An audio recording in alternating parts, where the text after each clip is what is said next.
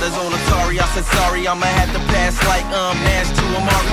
Tiger up early on a Sunday sinking birdies while the pigskin spinning through the air tight and birdie. It's a TD, it's a TKO, a home run, it's a hat trick. Ain't no way to be an all-star without practice. So if you down to sacrifice your life for a draft pick, it's a pretty sweet position you can live in if you have some things in the air. If you got game, wave them like you just don't care. If you got game, playing like you got no fear, then you got game. If you came here to win, then you got game.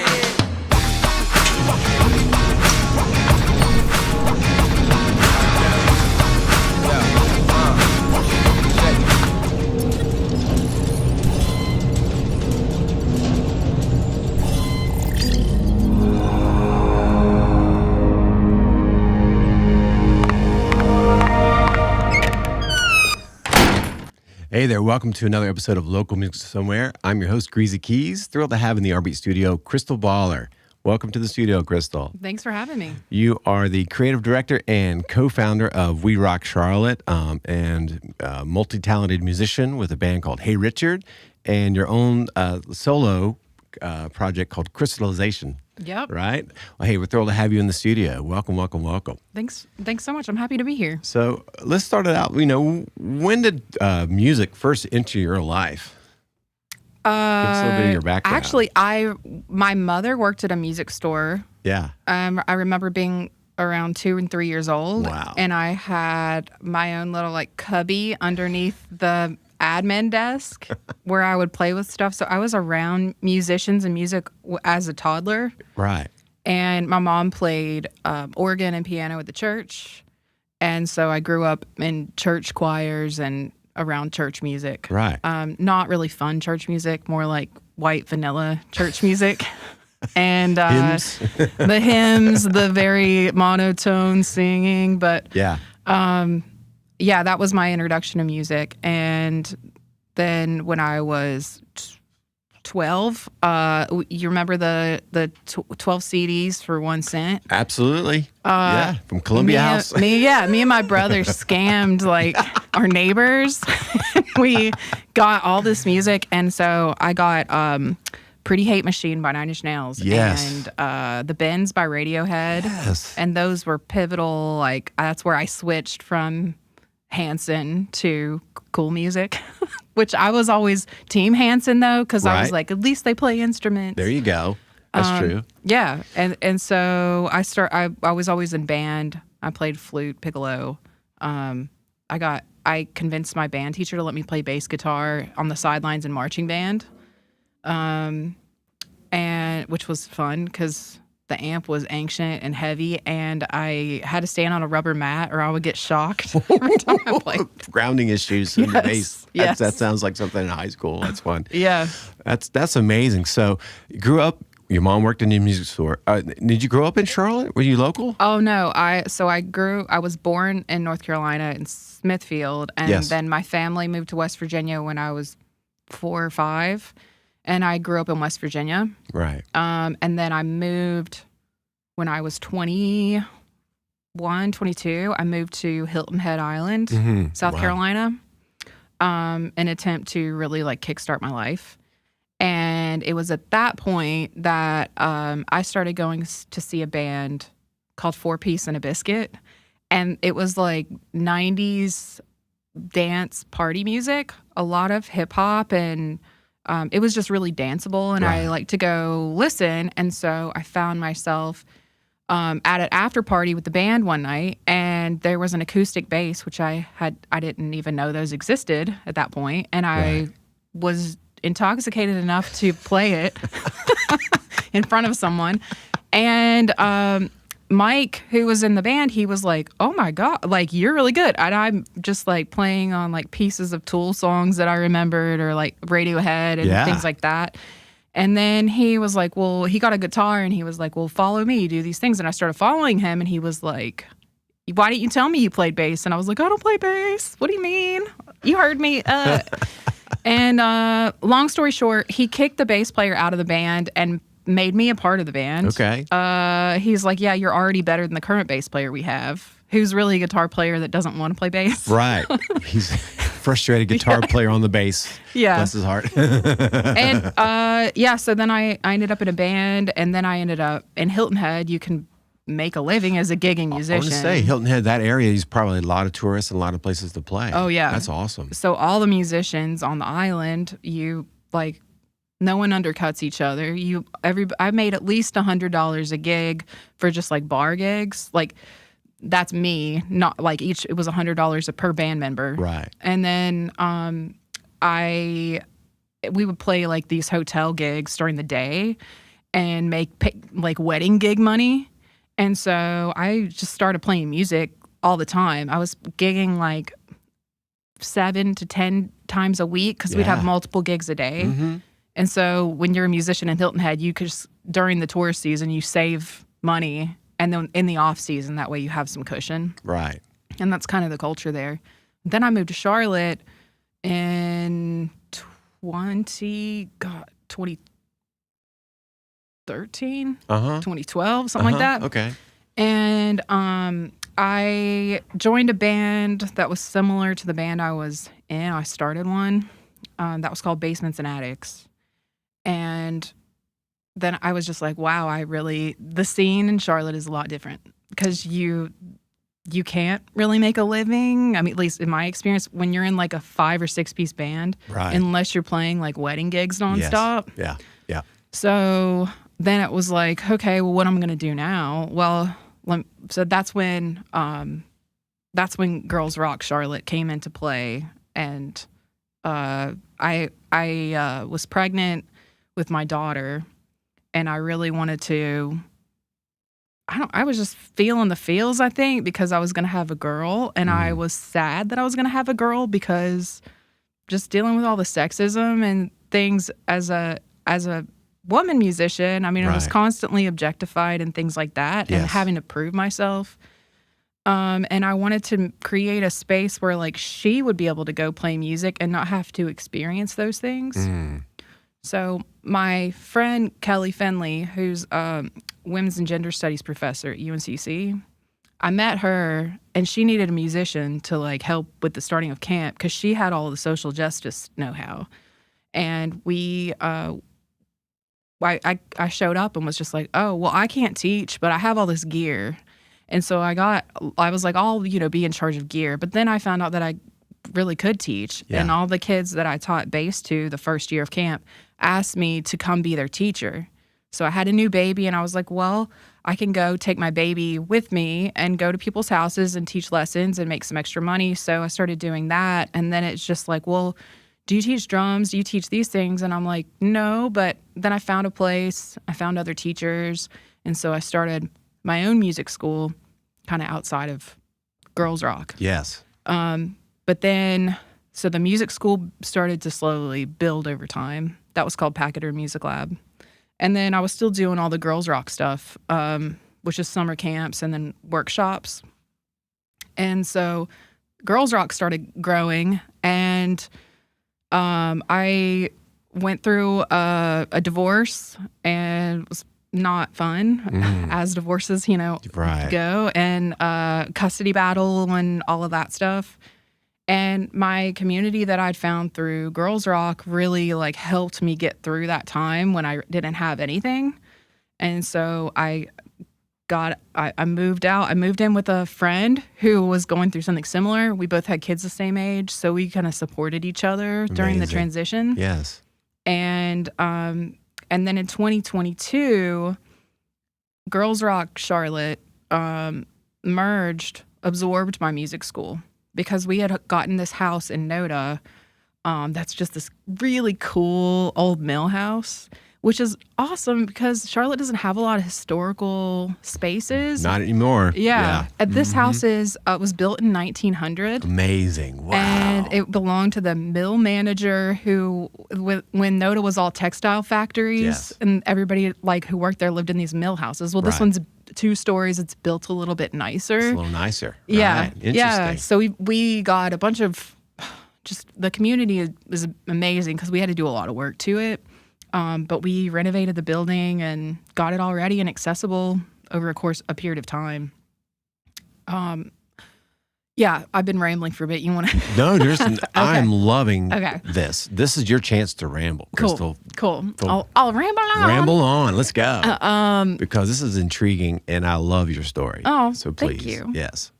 So in 2018, before that, my friend was like, you need to give a TED talk, which I was at the time I was like really obsessed with TED talks. I was listening.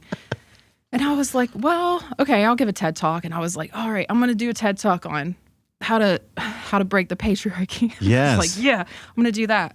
And then I ended up talking to all the people at the TEDx meetup, and they were like, your talk is cool, but like you're cooler. I'm like way more interested in your story.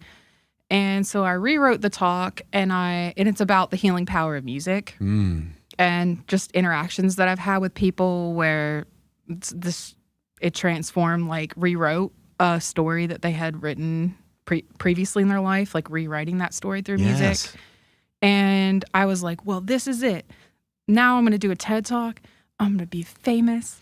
Everyone's going to want to come to me for music lessons, and I will finally be able to pay all my bills without having to hustle or anything. Yeah, right? yeah. And my TED talk, I mean, it was good. Everybody was like, this is amazing, but it's not like it went viral or anything. Right. You know? Yeah. So, and then it was like, divorce time, and everything got really dark for a bit. But I kept working. I was always just trying to focus and pursue something, like the dream of Girls Rock being like this community space where everyone is accepted for who they are. You can show up and you can be yourself. And if you don't know what that means, you'll find yourself there. And I mean, over the course of the past, we started in 2014. I mean, it's been a long time, a lot of camps, a lot of bands, and it's consistently the same thing as people tell us. You know, I feel like I can be myself here.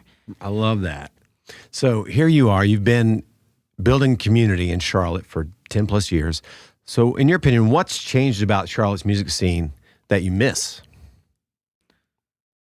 You know, I don't know that it's changed, because the interesting thing about Charlotte is like we're in like, it's all based off geography. Yeah. We're in little geographical pockets. That's a great point. So, you know, what's going on in the beginning, I was going to Moochie's a lot because my music school was an Indian Trail. So I met Shannon Lee at Moochie's, and, you know, Ron Sheehan, like all that crew. Yep. And that, like, I met them there. And that's like there's a lot of like Americana kind of music, a lot of singer-songwriters. And then, you know, when I go play with Hey Richard, we're going to the Milestone, Tommy's. We were at Skylark a few times. Like all of the metal and punk scene places. Yes. That's where people hang out, which is a totally different crew. Totally. And then Tommy's is like a nice, fun mix of like sweet degenerates. Tommy's Pub, we love you. Love it. And I've just noticed that with Charlotte, but it's like, how do you can't, it's hard to bring everybody together when the city is so spread out. I mean, I get not wanting to drive 45 minutes to go somewhere. Yeah. And so like when I lived on East Side, I went to Tommy's pretty exclusively. And now I live on the West Side, so I definitely go to the Milestone a lot more. Right. But those are more my scenes, I would say, is the punk and metal shows. Right on. So you talk about, you have your band, Hey Richard, which is unapologetic, like punk, right? Yeah. And then you've released some of your own solo instrumental music, Krystilization. Mm-hmm. So which one is the real you? Well, I'd say they're both me. Yes. Because there's this very loud, like, I am who I am. I'm disgruntled about these things. All of our songs are about a lot of are political or like experiences with misogyny, things like that, things to be angry about. And I met Hey Richard. I met my whole band. We all met volunteering for Girls Rock. Amazing. And Krystillization is a different. It's like it's my woo-woo side. It's my witchy side. I love raging. Like, I love screaming on stage. but I don't feel like that all the time. Like that's Right. the one place that I can kind of get that out in a cathartic. healthy way. Right. You know? I love that. And, you know, I grew up with like a pretty aggro man's man of a father who was very yelly and so I don't like that kind of behavior, but I feel like it's in me Sure. to It makes do sense. that. And so with being able to scream like that I can channel that into a healthy way where I'm not hurting anybody around me. I love that. And Hey Richard is an all-female band. Is that correct? Yeah. Right. And I think that's amazing. Yeah. And you play bass and Yeah. sing.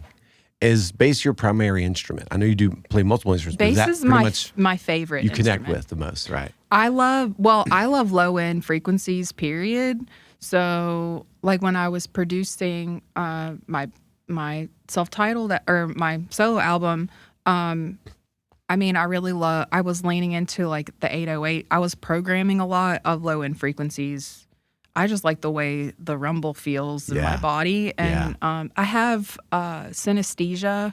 So my version of it is everything that I see has a sound, and the lower frequency sounds to me are the ones that are more comforting. So when I go in the woods, like the browns, the deep greens, like those Right. tones Yes. are really like low rumbles, and I don't hear it as much. So I feel very rested when I like go out in nature. So I hike and I spend a lot of time in the woods for my own sanity. Yeah.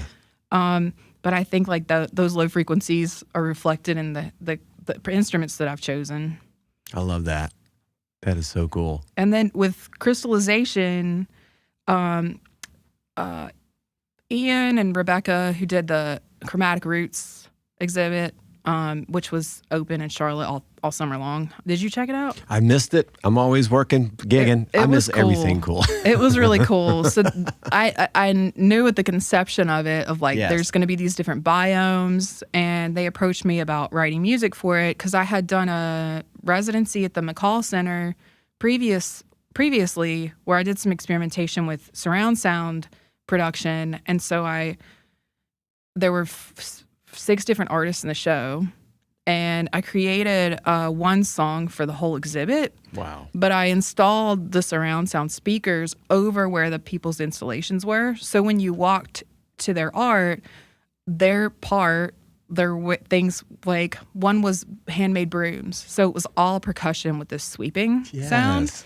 And then somebody else had like these African masks with like particular influence from the Congo. So I found samples of Congo style drum playing. And if you stood at the crossroads in the middle of the room, you could hear the whole mix coming at you because that was like the way I pointed the speakers, Sure. which the McCall Center was nuts to try to I can figure only this out imagine. in. That's, if you've been in there, it's a big open space. And the but- ceiling's not even. There's Right. like so that was a gamble. And then another person was a welder, and they had these metal boxes that looked real gnarly on the outside, but would have soft, sweet things on the inside, or Wow. vice versa. Yeah. So I added all these like glitchy, like industrial kind of sounds for hers. But then, so when you walk through the exhibit, all these different things would pop forward depending on where you are, which was a really fun experiment for me to I'm do. going to say that is amazing. Very creative. Are you a visual artist as well? Yeah. I'm going to say you just seem to sort of contain all the elements of artistry. I love that.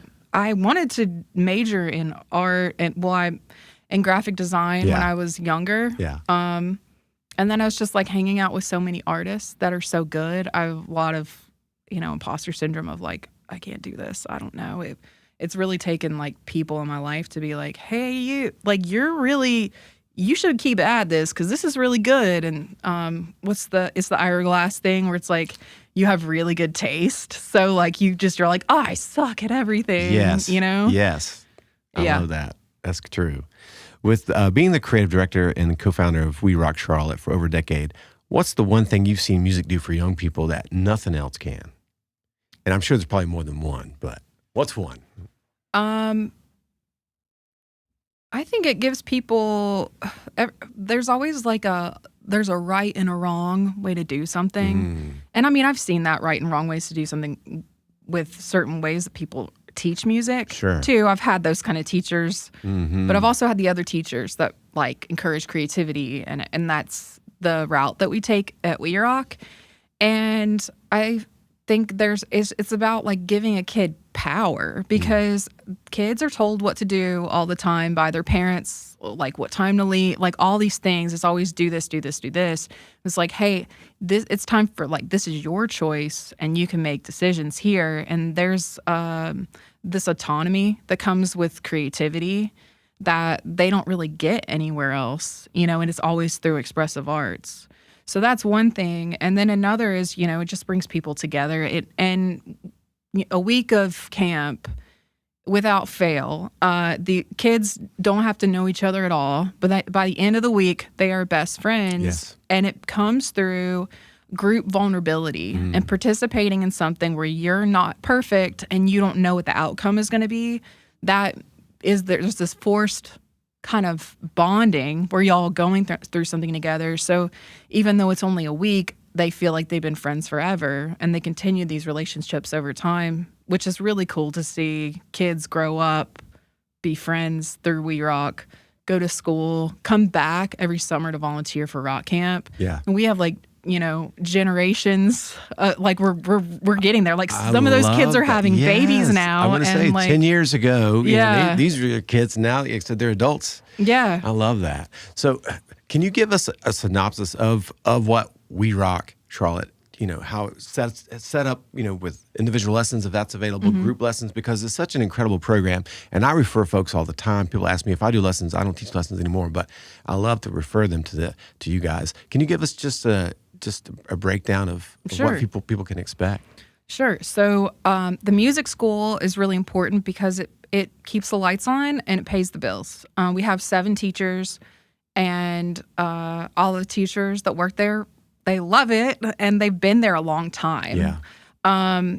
We've made a point to be like, let them know that we value them and we pay them appropriately. And also we invest in our teachers' music careers, because they go through these trainings to learn how to use music production tools, how to make music videos, all these things that we do for the kids, they learn how to do for themselves as well.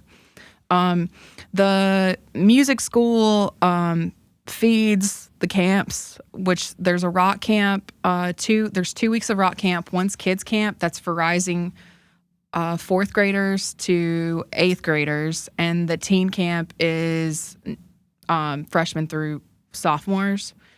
And half of those, we try to get at least 50% scholarship for those camps. That happens in the summer. And then we have All Stars in the summertime too, which is our group of music lesson students. They'll be in a band. Yeah. And then we also have a choir. And then they go, and because we run the youth stage at Festival in the Park every year, so they go perform at Festival in the Park. Fantastic. And then, and we have, we highlight other organizations too at Festival in the Park. So it'll be like us, and then, 12 to 15 other youth organizations will perform there. So it's cool to be able to pass the mic to other organizations. And one of my favorite things is Rock and Reel, where all of our music lesson students, they write, produce original songs, and then they storyboard and create their own music videos and learn stop motion animation. Wow. And there's group workshops throughout the process for the community, for kids, teens, and adults. And it's the idea, so it's multi-generational. So like your kid could go, and then you could go, and we have these conversations about social justice through the lens of the arts. And then you can go home and have conversations with your child that's age appropriate and talk about these social justice topics, and also make stop motion animations that are like these little shorts that go in between each music video, like old school MTV. Yes, I love that. Yeah. That is such an incredible opportunity for folks. So, are you guys stay pretty booked up? Is there a waiting list? Or are you guys always looking for new? Well, we do have space for music lesson students, and the Rock and Reel program it's going to start in February. So any student K through 12 that's enrolled, K is too young. One. You said like first grade or something? Or first grade. Okay. For music lessons, first grade, they just need to be able to be in a kind of a classroom setting and be able to chill for 30 minutes. Yes. I lost my train of thought. Where was I? Yeah, the rock and roll. Oh, that's January. Is like anybody who signs up after January, like you're going to be in the program because it's February, March, April, May, and then the movie comes out in May. And the workshops are free to the public too. So even if you can't afford to come do music lessons, one, we have a scholarship program that you can apply. And two, if I know the scholarships are limited, just depends on how much money we get for it. Right. But if anybody who's listening would like to sponsor a kid, like, and would like to pay for them to be able to do that, like we have ways you can do that as well. So we want to make sure everything's accessible.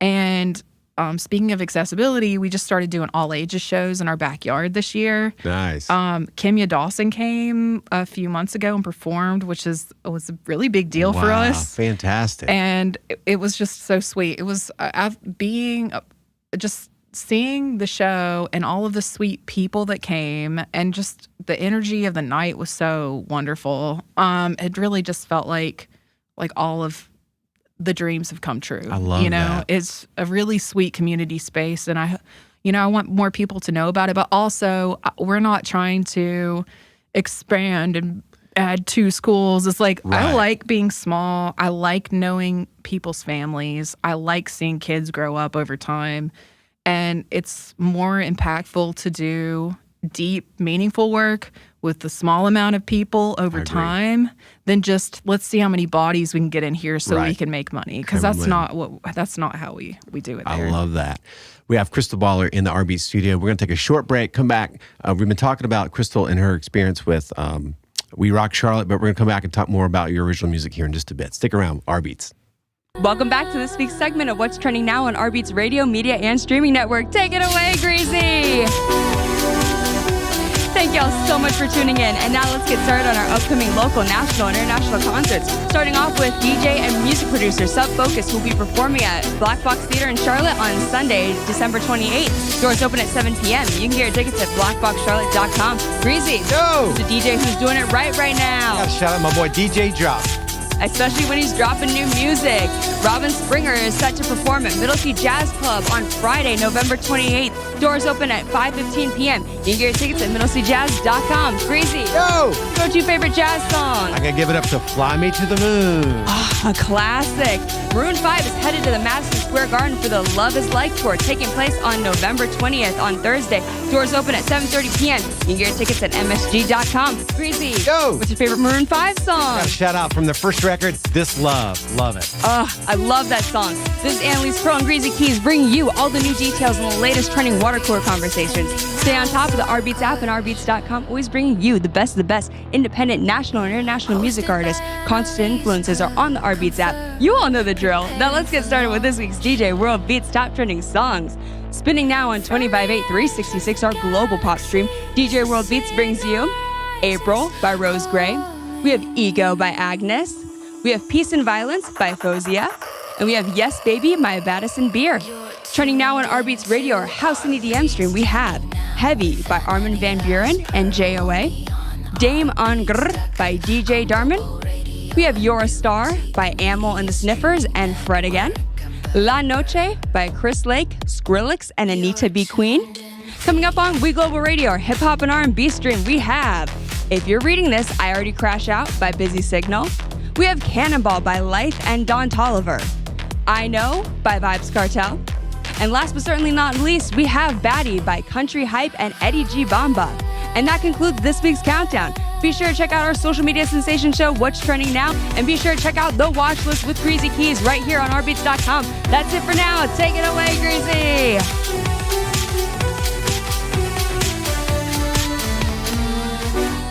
Thank y'all for watching.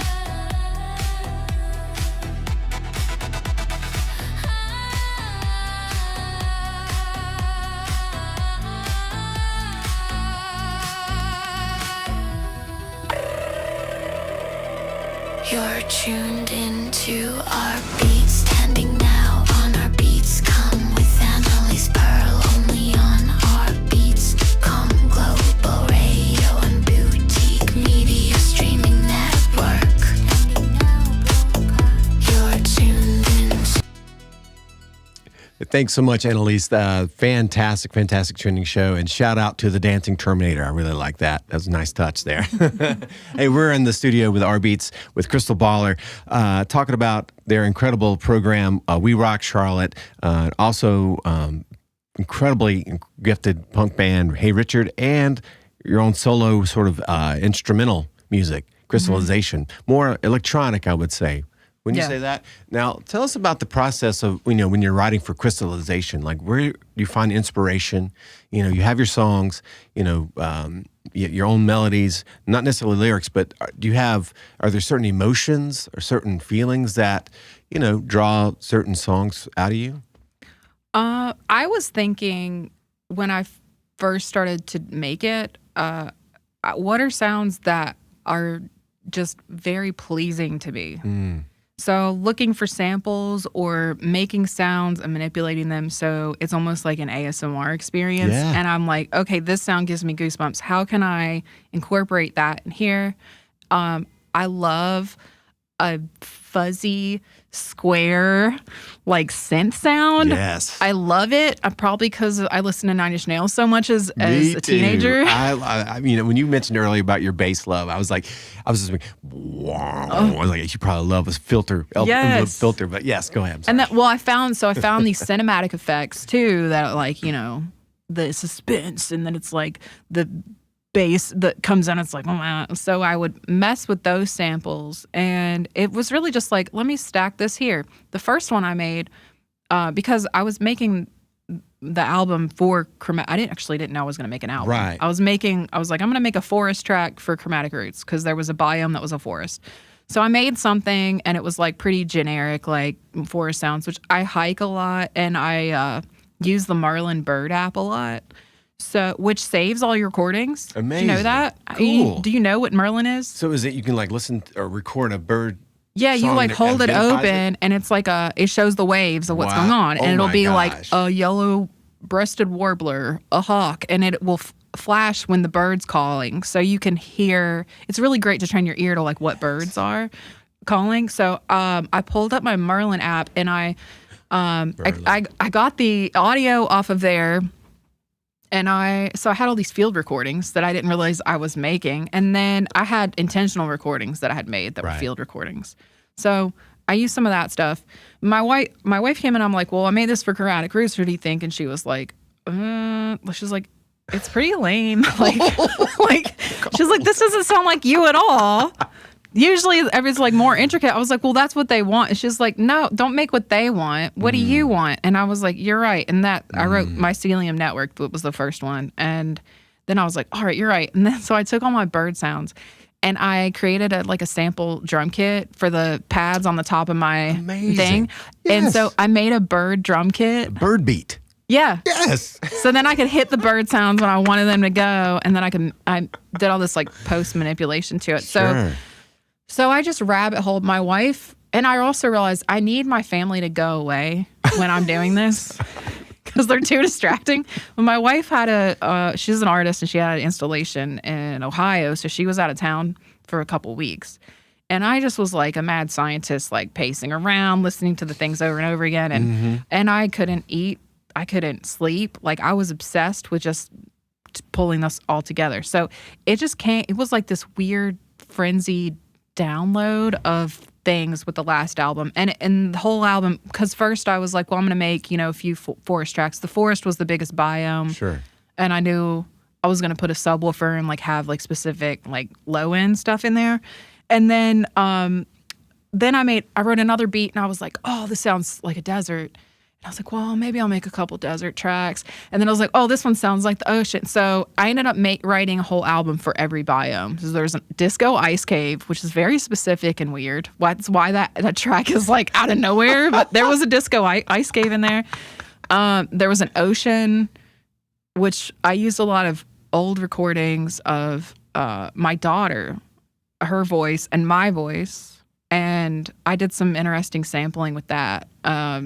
And I took a sample of somebody doing a cannonball, and I split it right where the wave peaked, and I inverted it on itself, and it made this really wild like smacking sound. And so on the ocean track, I like it smacks you across the face, like So like you have back. it panning? Oh yeah. I use wow. panning like whoa. Yeah, Oh, yeah. yeah. I love automation and panning. I mean, and I was really geeking out when I was doing surround sound stuff. But I wanted to write it in surround sound, but we didn't have the equipment Right. and chromatic roots to support it, so there wasn't really a point. But it's something I would like to explore. That is amazing. More.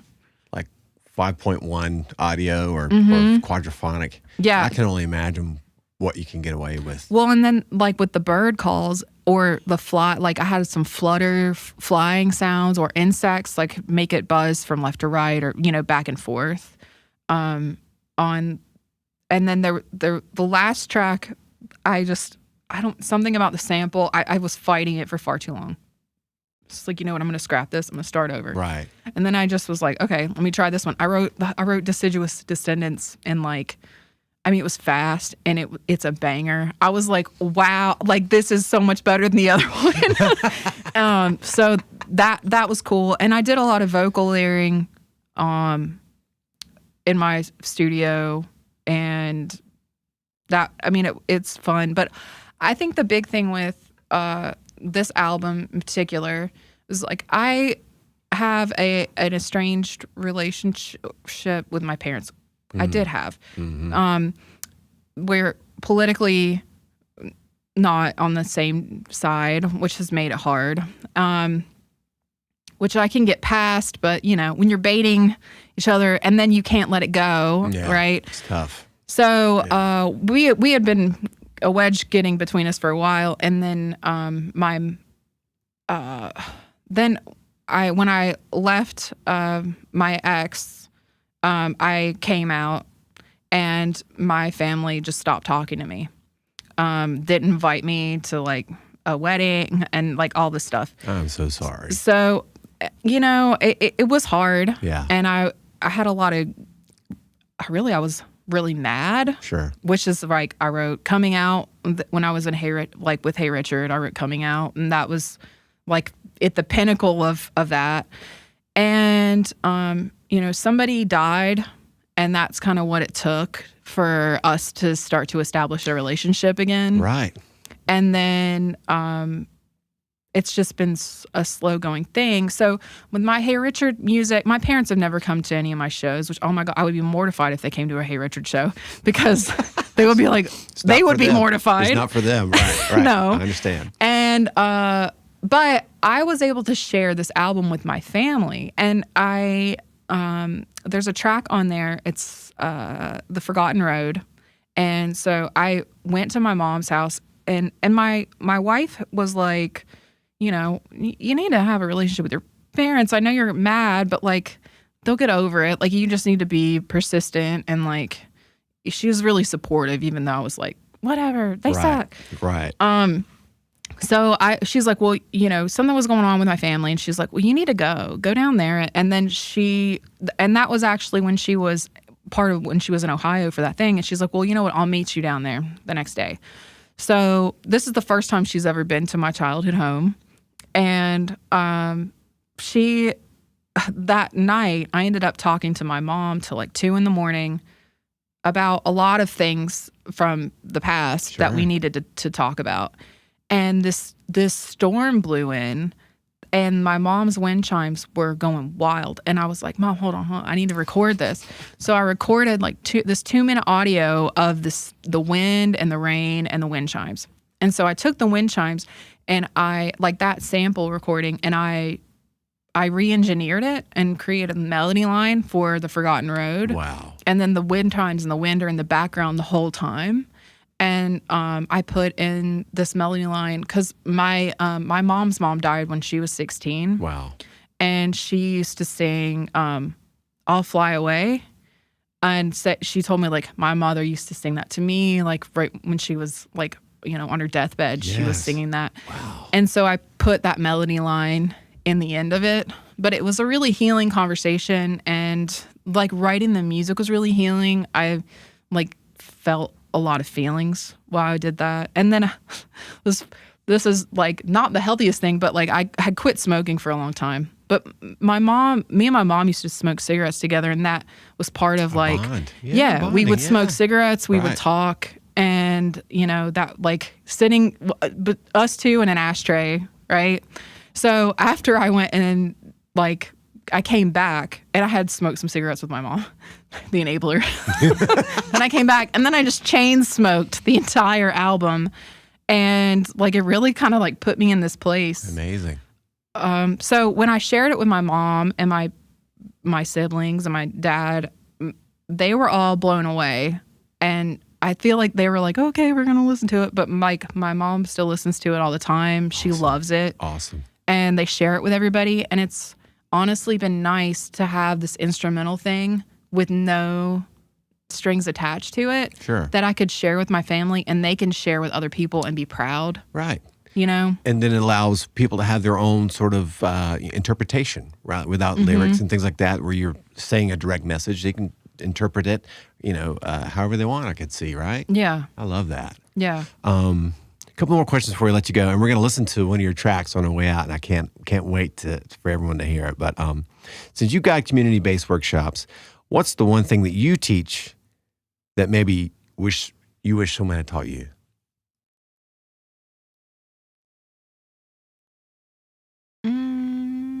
Well, I think just general like social justice things. There you go. Because I didn't know anything about feminism other than like feminism's a dirty word. Right. It's literally just equal rights for all. That's it. Nothing dirty about that. Let's go. And it was meeting Kelly, learning more about social justice, learning about equity. I mean, I'm from West Virginia.